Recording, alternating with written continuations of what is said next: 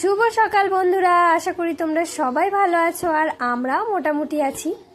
তো দেখতেই পাচ্ছ সকাল কিন্তু আমাদের তিনজনেরই শুরু হয়ে গেছে আর তিনজনাই কাজে কিন্তু ব্যস্ত, কেউ খেতে কেউ কাজ করতে, এটাই পার্থক্য। যাই হোক, আমাদের তিনজনের সকাল কিন্তু একসঙ্গে শুরু হয় না। আমার সকাল শুরু হয়েছে সকাল 6টা। তারপরে আমার প্রথম কাজ আমার মামকে দুধ খাওয়ানো, সেই দুধ খাওয়ানো থেকে শুরু হয়ে আমার টুকটাক খাবার, অনেক কাজ, বুঝতেই পারছো সকালের কাজগুলো আর কি বলবো, সবারই যা থাকে।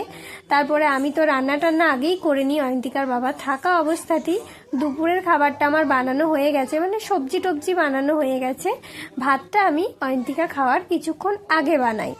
আর এখন আমি যে সবজিটা কাটছি সেটা হচ্ছে সকালের টিফিনের জন্য কুমড়োর সবজি হবে, সেই জন্য আমি কুমড়োটা কেটে নিয়েছি। আর অয়ন্তিকার বাবা খাচ্ছে সকালের প্রাথমিক যে খাবার, মানে খেজুর, ড্রাই ফ্রুটস, তারপরে আমলার জুস, এইসব আর কি। এগুলোও তোমাদের সঙ্গে একটা ভিডিওতে আমি শেয়ার করব।